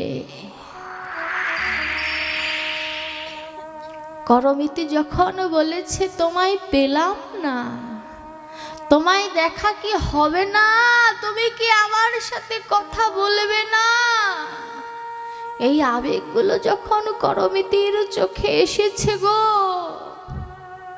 তখন চোখে জল এসেছে। তৎকালীন সময়ে তো মেয়েদের অল্প বয়সে বিয়ে দিয়ে দিত। 10 বছর বয়স করমিতির। বাবা বলছে, মা তোকে পাত্রস্থ করতে হবে। করমিতি বলছে, বাবা আমার একজনকে ভালো লাগে। কাকে ভালো লাগে?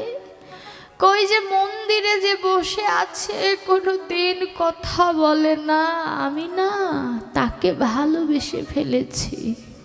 কত মধুর কথা। আমি আর বিবাহ বন্ধনে আবদ্ধ হতে পারবো না। আমি তাকে দেহ মন প্রাণ সব দান করে দিয়েছি। বাবা আমার মেয়ের কথা শুনে বলছে, মেয়ে উন্মাদ হয়ে গিয়েছে, কৃষ্ণ প্রেমে হিতাহিত জ্ঞান তার ভেতরে নাই। করমিতি, আমি তোমাকে শুদ্ধ কৃষ্ণ ভক্ত একজন বৈষ্ণব ছেলের সাথে বিবাহ দেব। তুমি শ্বশুর বাড়ি গিয়ে ভজন করতে পারবে, ভয় নাই। করমিতি কিছুতেই রাজি হয় না। ঠাকুর ঘরে গেলেন, গোবিন্দকে বলছে, দয়াময় আমি তোমায় ভালোবেসে ফেলেছি। তোমায় ভালোবাসলে আমি অন্য কারো সংসার করব কেমন করে বলো? তুমি আমায় গ্রহণ করবে না? বলো তুমি আমায় গ্রহণ করবে না? কাঁদছে। রাত গভীর হলো। করমিতি গোবিন্দের বিগ্রহ নিয়ে বের হয়ে গেলেন। জানে না কোথায় যাবে, এটুকুই জানে সে গোবিন্দের সাথে পালিয়েছে। ঠিক যেন মীরাবাইর মতো গোবিন্দের সাথে পালিয়েছে। বাবা তো জানে তার মেয়ে কোথায় যেতে পারে, সৈন্য পাঠালেন, যাও যেখান থেকে পারো আমার মেয়েকে খুঁজে নিয়ে আসো। আর এদিকে করমিতি বাই গোবিন্দের বিগ্রহটার দিকে তাকিয়ে বলছে, দয়াময় আমি তোমায় বড় ভালোবাসি। আমি বাবার কাছে শুনেছি যে তোমাকে ভালোবাসে, তুমিও তাকে ভালোবাসো। তুমি যদি আমায় ভালোবাসো, ওই সংসারে আমাকে আর টেনো না। আমি সংসারে যেতে চাই না। অদূরে দাঁড়িয়ে দেখলেন একটি উট মরে আছে। শিয়াল কুকুর উটের পেটের ভাগটা খেয়ে ওই জায়গাটা বিশাল একটা গর্ত হয়েছে। সাধারণ মানুষ ওই উটের কাছে যেতে পারবে না, এত দুর্গন্ধ। আর আমার করমিতির হিতাহিত জ্ঞান নেই গো। যার হাতে গোবিন্দ রয়েছে সে কি সুগন্ধ ছাড়া কোনোদিন দুর্গন্ধ পেতে পারে? আমার করমিতি আমার ওই গোবিন্দের বিগ্রহ নিয়ে ওই উটের ওই পেটের ভেতরেই আশ্রয় নিলেন। সৈন্যরা 3 দিন করমিতিকে খোঁজে, করমিতিকে আর পায় না। আমার করমিতি ওই উটের পেটের ভেতরে গোবিন্দকে স্থাপন করে পূজা করছে, তখন তার ভিতরে জ্ঞান এসেছে এটা ভগবান। কেন? ভগবান তাকে জানিয়ে দিয়েছে যে সে উপাসনার বস্তু। করমিতি ভগবানকে বলছে, দয়াময়, তোমায় জল দিয়ে পূজা করব সেই যোগ্যতাও নাই, জলও নাই, দুটোর একটাও নাই। কিন্তু তুমি তো আমার নয়নে জল দিতে পারো, ভিক্ষা দিতে পারো। তোমার ওই চরণ দুটো যদি আমার এই নয়ন জলে একটু ধুইয়ে দিতে পারতাম।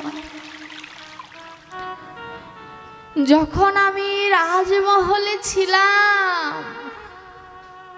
চরণামৃত দিয়ে তোমার অভিষেক করিয়েছি, কিন্তু কোনোদিন নয়ন জলে তোমায় অভিষেক করা হয়নি। এই জগতের পঞ্চামৃত দিয়ে তোমায় স্নান করালে তুমি আনন্দ পাওয়ার ভক্ত যদি তার নয়ন জল দিয়ে তোমায় স্নান করায়, তুমি মহা মহা আনন্দ পাও। হলো না, আমার ভাগ্যে হলো না। আমি যখন মহলে ছিলাম, ভোগ নিবেদন করতে না পারলেও খেলার ছলে তোমায় কিছু নিবেদন করতাম। হে দয়াময়, আমি কত বড় হতভাগা, তোমায় আজ কিছু দিতে পারছি না। আমি শুনেছি তুমি ওই অন্ন ব্যঞ্জন গ্রহণ করো না, ওই অন্ন ব্যঞ্জনের সাথে যে ভক্তি মিশ্রণ করা থাকে ওটা তুমি গ্রহণ করো। হে দয়াময়, আমার ভেতরে তো ভক্তি নাই, তাহলে কি তুমি কিছুই গ্রহণ করবে না? তুমি কি কিছুই নেবে না? আমার করমিতির কথা শুনে অদরে ভক্তমাল গ্রন্থকার বলছে, ওরে যার এত ভক্তি থাকার পরেও বলে তুমি কিছু নেবে না, আমার তো কিছু নাই, আমার কি হবে? একবার ভেবে দেখলাম না, এই দেহটা পেয়েছিলাম ভগবানকে ভজন করব বলে, ভগবানকে আনন্দ দেব বলে এই দেহটা পেয়েছি। হস্ত, চরণ, বদন, চোখ সকল কিছু দিল প্রভু, কিন্তু আমি তাকে কিছুই দিতে পারলাম না। কিছুই দেওয়া হলো না আমার ভগবানকে। কি করে সে আমায় কৃপা করবে? আত্মনিবেদনই তো হলো না। করমিতি ভগবানকে জড়িয়ে ধরে কাঁদছে। 4 দিনের দিন পিতা খুঁজতে বের হয়েছে পণ্ডিত। কি যেন একটা নড়ে, ওই উটের পাশে কি যেন নড়ে, খুব কষ্টে ওই গন্ধের ভেতরে গিয়ে দেখে তার কন্যা ধ্যানমগ্ন হয়ে আছে, সামনে গোবিন্দ। পণ্ডিত যখন এই দৃশ্য দর্শন করেছে, পণ্ডিত আশ্চর্য হয়ে গিয়েছে, ডাক দিল, করমিতি মা বের হয়ে আয়, তোর ভয় নাই, বের হয়ে আয়। করমিতি বাবার কথা শুনে বের হলেন। করমিতিকে বলছে, ওরে আমি কি এমন কর্ম করেছিলাম তোর মতো সন্তান পেলাম ঘরে? ওমা তুই একটু আমার সামনে দাঁড়াবি। করমিতি বলছে, কেন বাবা? বলছে, আমি তোর ওই চরণে প্রণাম করবো, একটু দাঁড়াবি? তুই আমার সন্তান হয়ে যা করলি, আমি তো তোকে উপদেশ দিয়েছিলাম, কিন্তু দিলে কি হবে ওই উপদেশটা আমি গ্রহণ করলাম না। এজন্য ঠিক আমার দশা। আমি আপনাদের সবাইকে ভাগবতের কথা বললাম, কিন্তু আমার তো কৃপা হলো না দয়াময়ের। আমি তো গোবিন্দের চরণে পূর্ণাঙ্গ আত্মনিবেদন করতে পারলাম না। পণ্ডিত কাঁদছে, সন্তান বলছে বাবা ওঠো, তুমি আমার পিতা, তুমি আমার চরণে হাত দিও না বাবা, তুমি আমায় আশীর্বাদ করো, আমি যেন ভক্তের কাছে, আমার গোবিন্দের কাছে যেন বৃন্দাবনে পৌঁছাতে পারি। বাবা বলছে ওরে, তোর ভেতরে যে ভক্তি, তুই বৃন্দাবনে গোবিন্দ পাবি আমি জানি। তোর কাছে আমার একটা নিবেদন আছে, রাখবি? বলছি কি নিবেদন? যেদিন তোর গোবিন্দের সাথে দেখা হয়ে যাবে, অধম পিতাকে যেন সেদিন ভুলিস না। তুই তো নিজের গতি করেই আসবি, সেই সাথে আমার গতিটাও করে দিবি। পিতার কাছে আশীর্বাদ নিয়ে সন্তান চলে গেল, কিন্তু আমার ভাগ্যে কি হবে? হে ভক্তগণ, দেখুন ঘুরে ফিরে ভাগবত শিক্ষা দেয় নিবেদনটা যেন ভক্তের কাছে হয়। কেন জানেন? ভগবানের কাছে সব আছে, একটা জিনিস নাই, সেটা হচ্ছে ভক্তি। ভগবান বলছে আমার কাছ থেকেই ভক্তি নিয়ে গেছে ভক্ত মধুকরেরা। মধুকর মানে ভ্রমর, আপনারা সেই ভ্রমর। বলছে আমার কাছে তুমি ভক্তি পাবে না, ঘুরে ঘুরে তোমাকে ভক্তের কাছে যেতে হবে। যতদিন যাবে না ততদিন তুমি আমার দর্শন পাবে না। হে ভক্তগণ, বাবা প্রার্থনা করলেন, এক কথায় ভক্তের কাছে প্রার্থনা জানালেন, আমার গতিটা করে আসিস। হে ভক্তগণ, এমন কোনো কর্ম করিনি যে বৈতরণীর ঘাটে গেলেই গোবিন্দ আমায় পার করে দেবে, কিন্তু আপনারা সঞ্চয় করেছেন, না হলে আজ এখানে বসে থাকতে পারতেন না। ভাগবত বলছে কোটি কোটি জন্মের স্বীকৃতি থাকলে এমন এই নববৃন্দাবনে আসা যায়।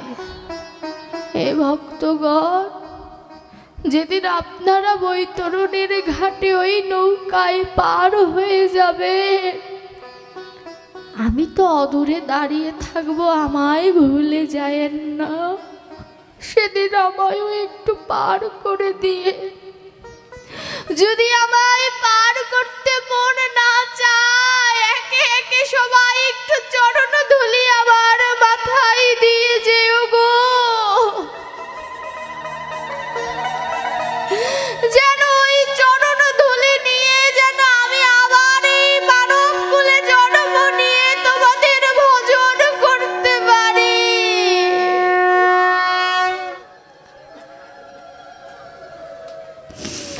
আর কিছু চাই না।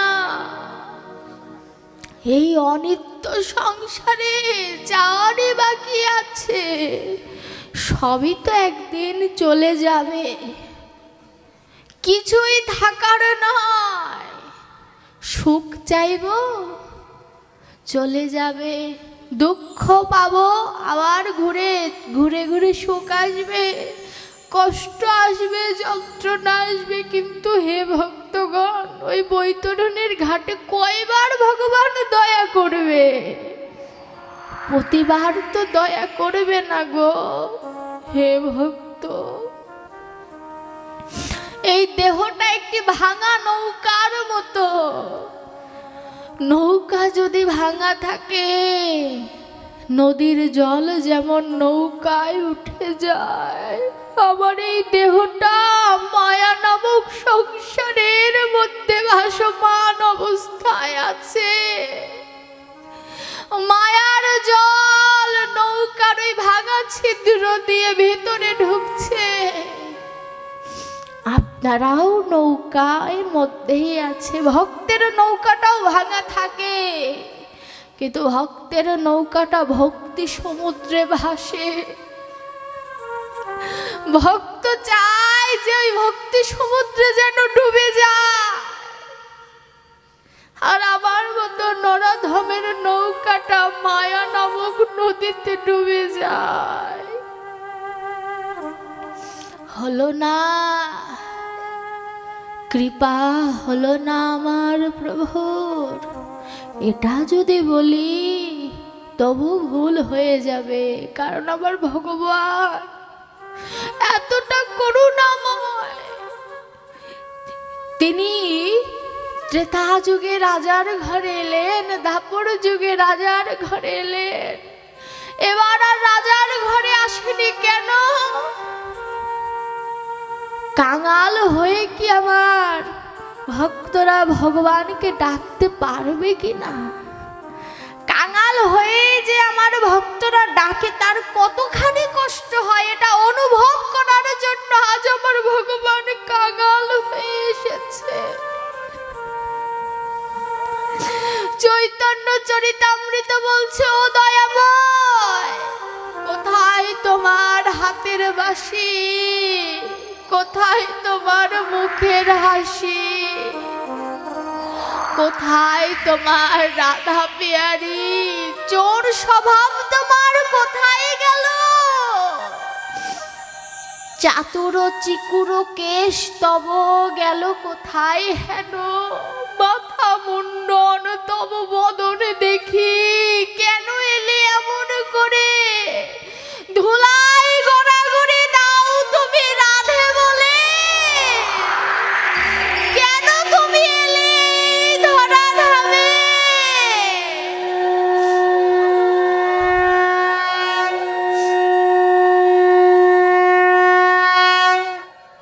কেন এলে ধরা ধামে? ধুলাই গড়াগড়ি দাও রাধা নামে, কেন এসেছ? ভগবান বলছে, কেন এসেছে জানো? তোমরা সবাই তিন বাঞ্ছার কথা সবাই জানো, কিন্তু আমার অন্তরের কষ্টটা কেউ জানো না। আমার অন্তরের কষ্টটা কি জানো? এই যে ভক্ত আমার নামে কাঁদে, কখনো প্রলাপ বকে, কখনো বা হাসে, এটার কারণ কি? কারণ কি? এটাও তিন বাঞ্ছার মধ্যে পড়ে। আরো নিগুড়ের ভিতরে যদি যাই, আরো গভীরে যদি যাই, আমার ব্যথা হলো কোথায় জানো? কাঙাল হয়ে এই যে আমার ভক্ত দুয়ারে দুয়ারে কাঁদে, সবাই তো এক নয়। কেউ ফেলে দেয়, কেউ অবজ্ঞা করে, কেউ অপমান করে। আমার ভক্ত কতটা ধৈর্যশীল, কতটা কষ্ট হয়, এটা অনুভব করার জন্য এসেছি আমি। কখনো আমার মহাপ্রভু রাধা ভাবে কাঁদে,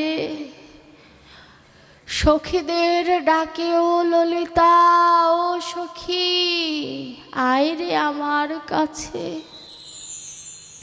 কখনো আবার কৃষ্ণ ভাবে কাঁদে, ও রাধে, ও রাধে বলে কাঁদে, ও সুবল আমার রাধা রানীকে এনে দে। কত সুন্দর তার নীলা মাধুর্য। আবারও যখন গোচারণের সময় হয়, তখন আবার কাঁদে, আয় ধবলি, আয় শ্যামলি, কোথায় তোরা? আয়, আজ গোচারণে যাব। অদূরে চৈতন্য চরিতামৃত থেকে লেখক বলছে, প্রভু আজ তো তোমার নবলক্ষ ধেনু নাই। শ্যামলী, ধবলী এগুলো তোমার নবলক্ষ ধেনুর মধ্যে কিছু ধেনুর নাম। ধেনু মানে গরু, গাভী, বাছুর, তারা তো নাই। বল চরিতামৃতকে বলছে শোনো শোনো, কেন ডেকেছে জানো? ধবলী মানে যারা কৃষ্ণ পথের আলো পেয়েছে, তাদের তো পূর্ণাঙ্গ জ্যোতি লাভ হয়েছে, তাই তারা ধবলী মানে সাদা। পূর্ণাঙ্গ গোবিন্দের কৃপা হয়েছে। আর শ্যামলী কারা জানো?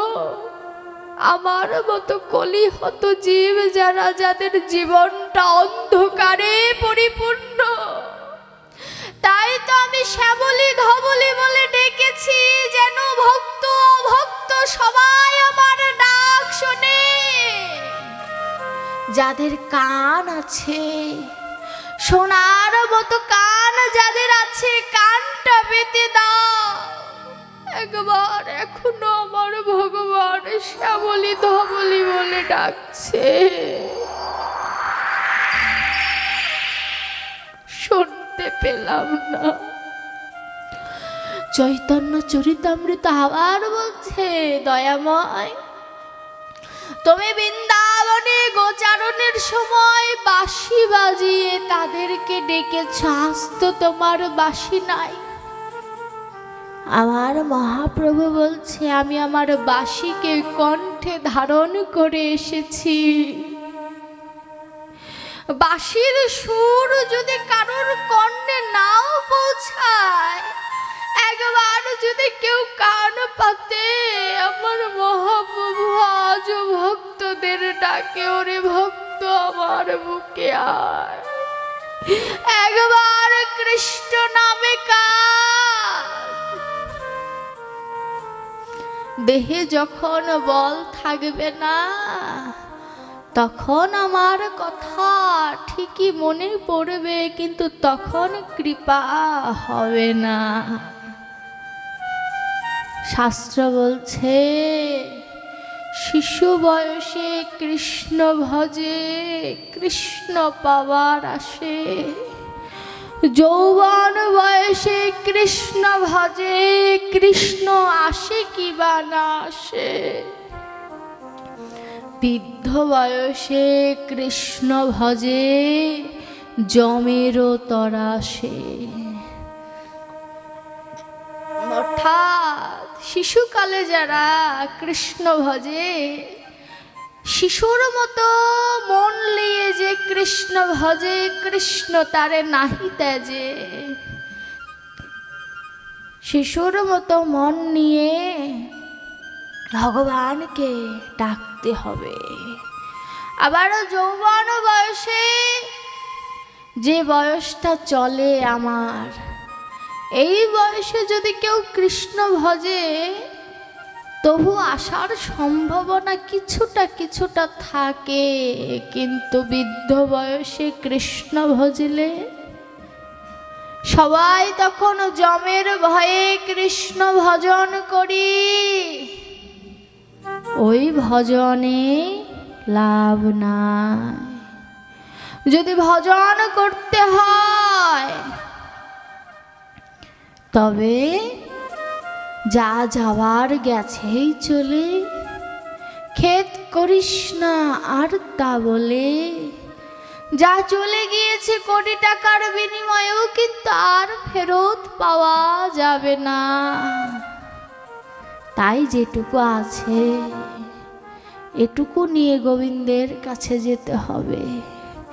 রাধারানী গোবিন্দকে বলছে, গোবিন্দ তুমি যদি ভক্তের ডাকে নাও যাও, আমি কিন্তু তোমার বামে বসে থাকবো না, আমি কিন্তু ঠিকই ভক্তের কাছে চলে যাব। রাধারানী আমাদের আশ্বাস দিয়েছে। তাই বাবা, সকল কিছু ত্যাগ করে তার চরণে আত্মনিবেদন করে দাও। এই আত্মনিবেদন করলেই গোবিন্দের কাছে যাওয়া হবে, নচেত হবে না। এই যে আজ বৃন্দাবনের আসরে বসেছি,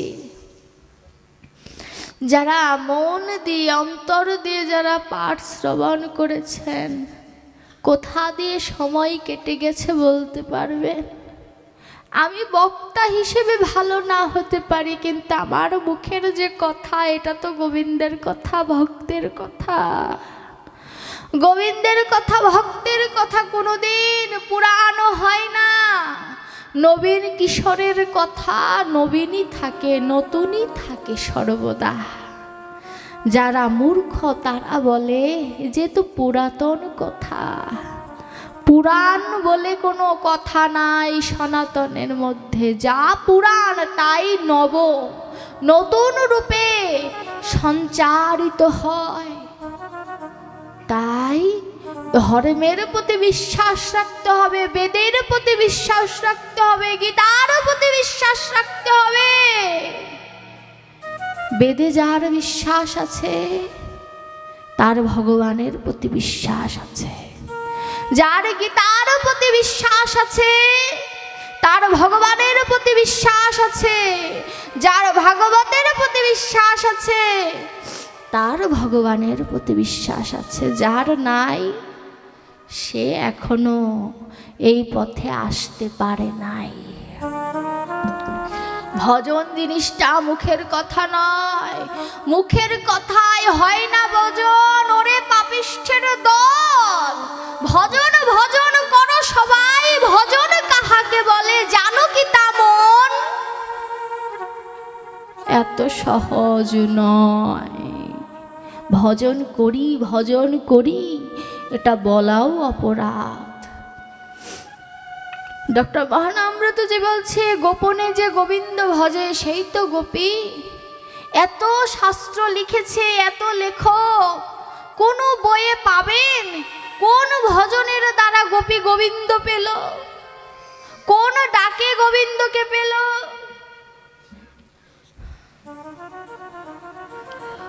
এগুলো বলা যাবে না। ভজনটা অন্তরের বিষয়। স্বর্গীয় ফটিক গাইন, স্বর্গীয়া রানী গাইন।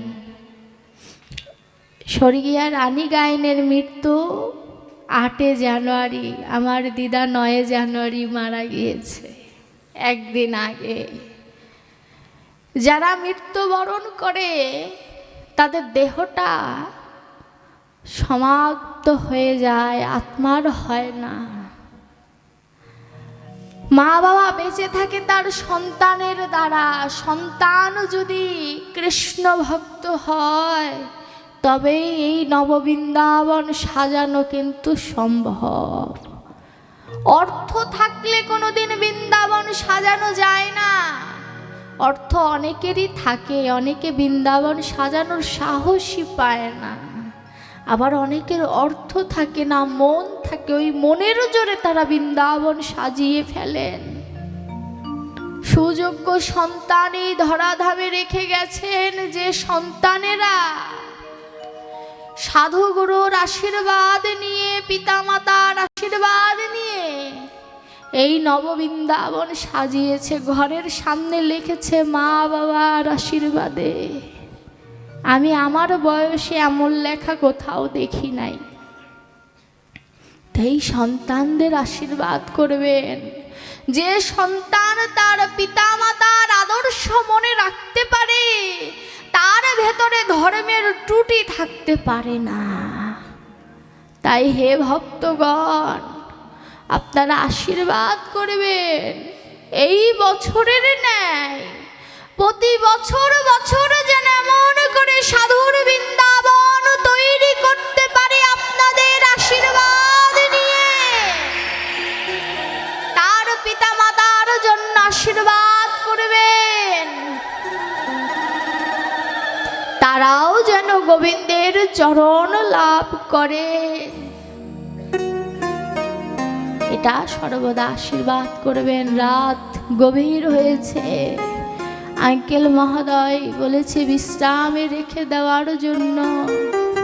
দেখুন এত অগণিত ভক্ত, আমার মোটেও মন চাচ্ছে না বিশ্রাম দিয়ে দিতে। আপনাদের ভেতরে যে শোনার অপেক্ষা, এই যে বলবো এটা যে শোনার যে আশা, সব জায়গায় এটা পাই না। আপনারা সবাই অনেক মরমী শ্রোতা। শ্রোতা এক প্রকার আর মরমী শ্রোতা আরেক প্রকার। যারা মরমী হয় তারা গোবিন্দ বিনা আন জানে না তারা। হে ভক্তগণ, সনাতনের প্রতি যেন সবার বিশ্বাস থাকে, বিশ্বাসটা যেন বিলুপ্ত না হয়। নিজের সন্তানদের জাগরণ ঘটা। এই যে আজ আমি এই আসনে বসেছি, আমার মা বাবার আশীর্বাদ। সবাইকে যে বসতে হবে এমনটা নয়। নিজের সন্তানকে এমন ভাবে তৈরি করুন যাতে অন্য ধর্মের কেউ যদি কিছু বলে তাকে যেন যোগ্য জবাব দিতে পারে, যেন ধর্মান্তরিত না হয়, কারণ ওর পরিণামটা ভালো হয় না। আর নিজের ঘরে যদি মেয়ে থাকে, আমরা সবাই মেয়েকে ঘরে আটকিয়ে রাখি, ছেলেকে বাহিরে বের করে দেই, ভুল। মেয়ের দিকে যদি নজর থাকে 50%, ছেলের দিকে নজর রাখবেন 100%। কারণ ছেলেদের খারাপ হতে সময় লাগে না। ছেলে মানুষের, এরা হচ্ছে দুরন্ত ঘোড়ার মতো, এদের লাগামে রাখা কঠিন। তাই ছোটবেলা থেকে এমন করে মানুষ করুন যাতে অন্য কারোর দিকে খারাপ নজরে যেন তাকাতে না পারে। সব মায়েরা বলবে আমার সন্তান এমন নয়, কারুর না কারুর সন্তান তো খারাপ, না হলে তো আজ ধর্ষণ বাড়ত না।